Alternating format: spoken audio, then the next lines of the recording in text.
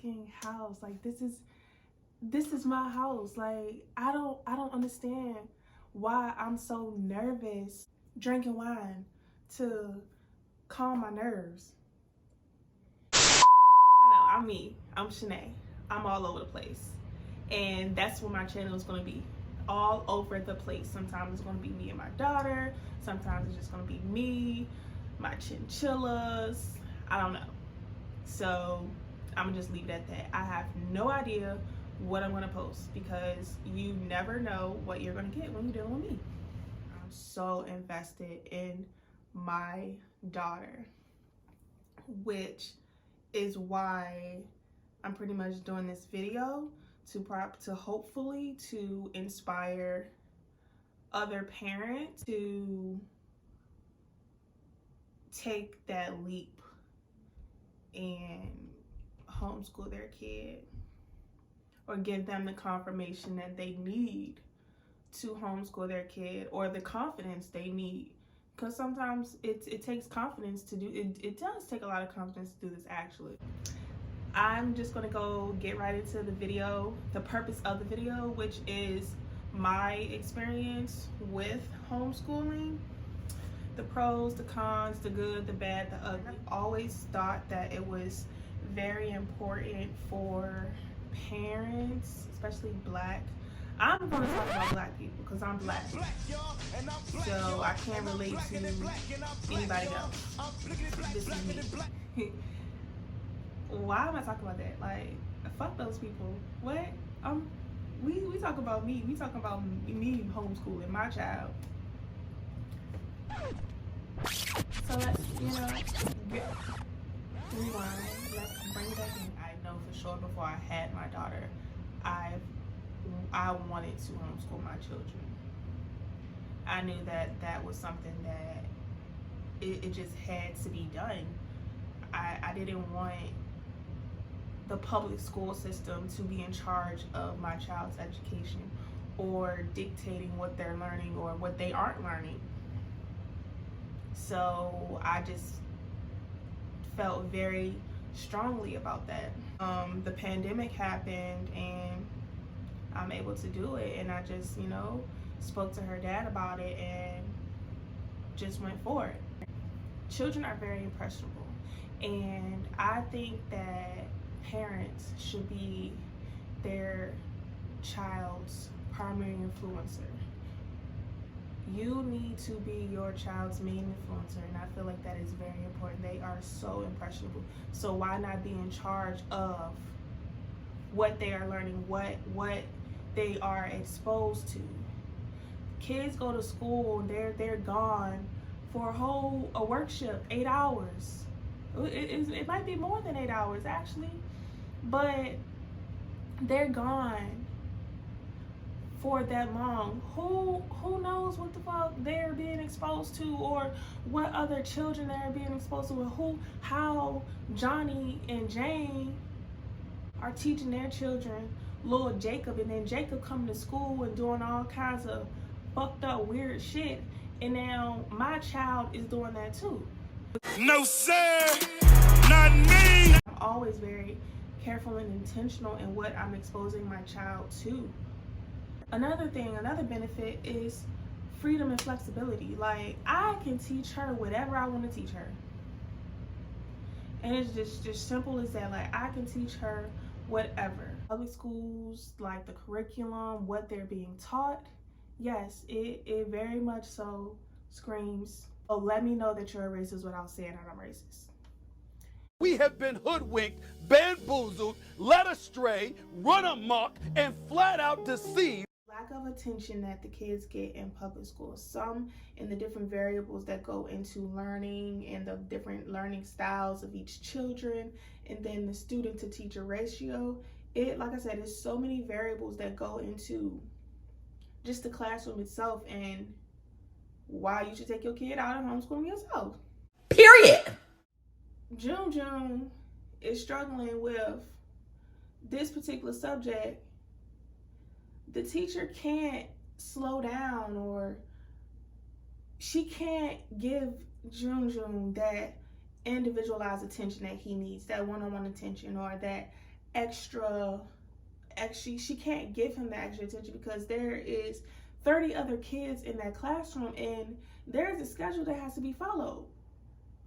They can't, public school teachers can't do that. So then sometimes there are children that are falling behind, and then there are other children that are very intuitive and grasping everything very quickly. So now they're bored because sometimes the teacher does need to spend a little bit more time, not too much, but spend a little more time than that particular child needs. So they're bored. It's a whole class of fucked up. That's what it is. So Chelsea had to go. I researched what the day would look like as far as like how much time I would spend teaching her, and I was literally surprised with what I found, because I'm like, okay, these kids are in school this amount of time, like why are they gone so long? And I'm thinking like, duh, it's basically like something to buy time while parents are at work. Parents that work a traditional like 9 to 5 or 7 to 3, whatever. So the research showed for first grade, the minimum time that you should spend on homeschooling per day for first to second grade is 45 minutes a day. The maximum amount of time is 90 minutes a day. So an hour and a half homeschooling versus 8 hours, 9 hours a day in public school. And then it outlines the recommended length of sustained attention, meaning like a lecture, basically, like how much time I should spend lecturing her or the child, that grade level, before they lose attention. And it's 5 to 10 minutes. What I just outlined is literally the reason why there are a lot of advanced homeschool kids, like kids that graduate from high school early, kids in college by 16 that were homeschooled, because parents are literally like, there's so much flexibility with homeschooling. We can make our own schedule, and then also plan like that research and that numbers, and knowing that and just taking advantage of that. That is like all of the variables into why I decided to homeschool my daughter. So now I'm going to talk about how I did it.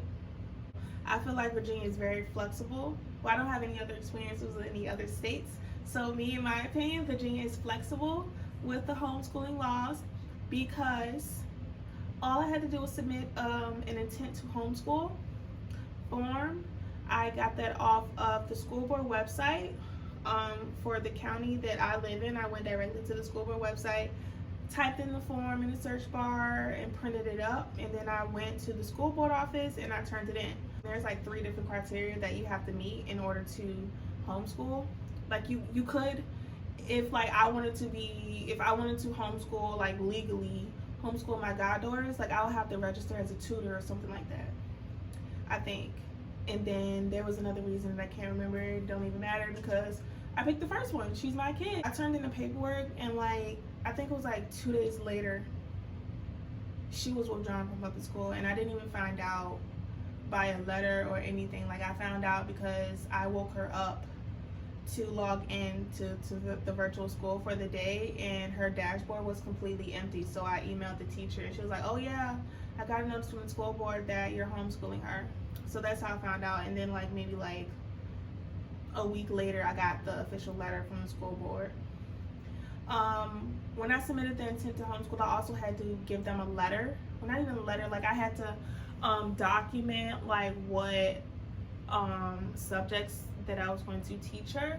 So it was really informal. I just got a piece of the printer paper that was there, and I wrote on there, hey, I'm such and such, and I plan on homeschooling my child such and such, and these are the subjects that I'm going to teach her. Signed and dated, and that was it. Super easy. As far as curriculum, like I said, Virginia is very flexible. They don't tell you what you have to teach your kid. They don't give you a set curriculum. The only thing that you have to do is before the next school year starts, your child has to be assessed basically to see where they are academically, if they are able or academically like able to move on to the next grade level. So that's it. I did a lot of research on different curriculums, and I assumed that because she is 6 and in first grade, that it would be super easy to teach her. Like how hard can it be to teach a first grader? It's not hard, it's easy, but then it gets like there are different components that make it hard. There are a lot of retired teachers that have resources available for homeschooling, or just like teachers that are still currently teaching in public or private school. So I found one where she was providing a free resource, which was a pacing guide. A pacing guide basically like tells you what to teach the kid and like how long you should spend on something, and when, like week 1, 2, 3, 4, so forth. She had each subject or each topic outlined in the week 1, day 1, week 2, day 2, day 3, day 4. So I'm like, okay, this is real simple. Like, I'm gonna just do this, because I saw curriculums that went up to like $1,700, and I'm like, again, she is in first grade. How fucking hard is it to teach first grade? So I got the pacing guide, and I was following that, and I found myself having to come up with the assignments myself, or look to see if she had assignments available that coincide with what she outlined or paying for, which was no problem. And then it was just a lot, and it got to be overwhelming, because there was a point where I felt like she wasn't learning enough, or I wasn't doing enough, or I was missing something. Like I could be doing more. In addition to me working full-time, me enrolled in school, me working on a certification for work. So it's like all those different components. And now I'm like also homeschooling my daughter, and I have to basically like construct my own lesson plan. And I got overwhelmed, and I was just like, okay, I need reinforcement. So I looked up other curriculums in the middle of the school year, changed the entire curriculum. I found another teacher who was selling the lesson plan. Like, she did everything, the worksheets, the assessments. All I gotta do was just purchase and print. It made it a lot easier. It's very structured, very organized. So that's what I did, and it took the weight off my shoulders, and now I don't feel like I'm missing something, because everything is there. And it goes along with the Common Core standards, or whatever, Common Core requirements, whatever it's called. It goes along with those. What else? I think the cons of homeschooling would probably be the patience. I didn't realize how much patience I don't have sometimes. Like you can, sometimes I forget that, okay, Shanae, you already know this. So what I may think is easy may not be easy to her. She is 6 years old. So sometimes I do, like, I'm very like impatient. Like, why is it taking you so long to get this? Or it's super easy. Like, why don't you understand? And then I just like have to like realize, like, okay, she's 6. This is her first time learning this. So it may take a little bit more time than I think it should take to retain something. Another con I would feel like is there's no break. Like, there's not that, like, oh, I'm at work, she's at school, and then when we come, we like, oh, mommy, hey. It's none of that. Like, we're with each other all day, so we're both annoyed with each other, like, constantly. Wait a minute. Wait a minute. Wait, first of all, you're not gonna speed past that like you didn't just say what you just said. I feel more present.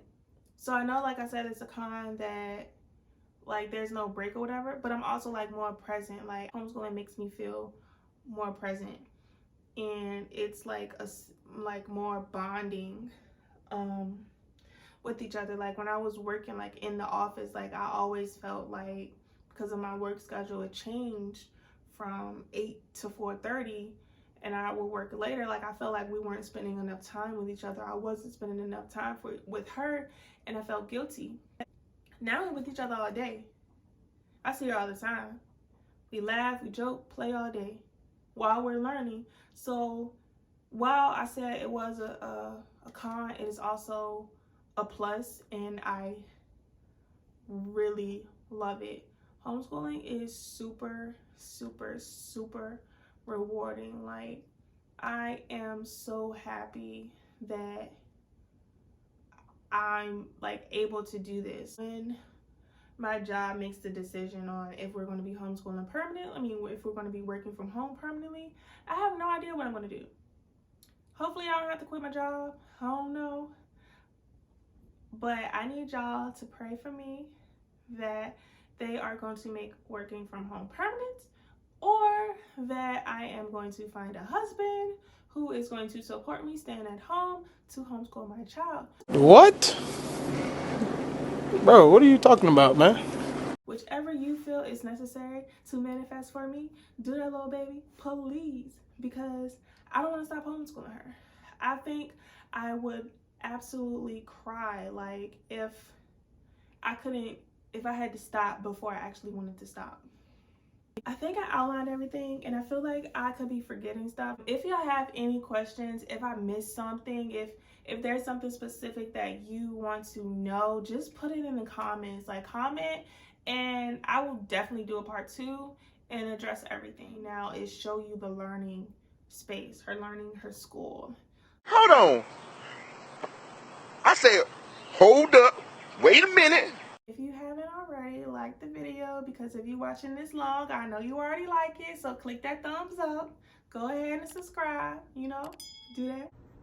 Okay, so at the top, it's vocabulary words. I am trying to expand her vocabulary. I feel like that is also something that is very important.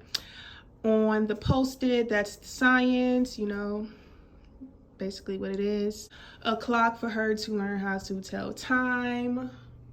This little pouch of words right here are the weekly words that we work on for like phonics. So each week's for our phonics lessons, there are 6 words. This week it just so happens to be we're focusing on words that have the short I sound.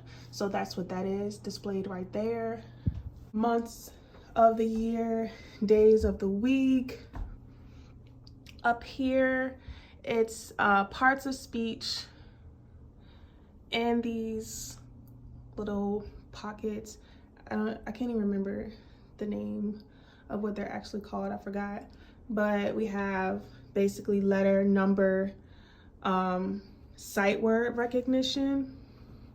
The number line again, obviously, the United States of America map. Little practice mats that I laminated for her. Just something to do, something extra. Handwriting practice, letter formation. These are the binders that I have or that I'm using. I know it's not like super pretty, but don't have to be. I'm the one that's fucking using it. So like this is the binder for grammar, and it outlines like what she's going to be learning for that particular week. Like this week it was nouns, and this entire week was focused on nouns. So I also have a coinciding book for grammar. So boom, that was what she did. And the same thing for math.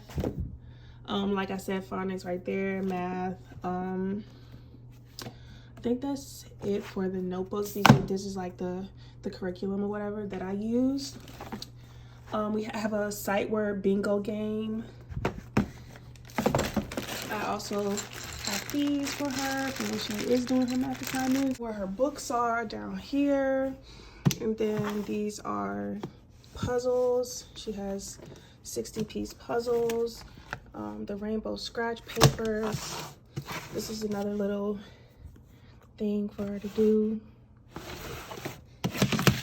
This is just addition, subtraction. Like, she'll roll this and whatever she gets, like this die, she'll be like 2 plus 3 or 2 minus 3. So that's what that is. And then here's another one. She rolls it and has to say the sight word. A wall of Black people, Black parade, Black excellence for the culture.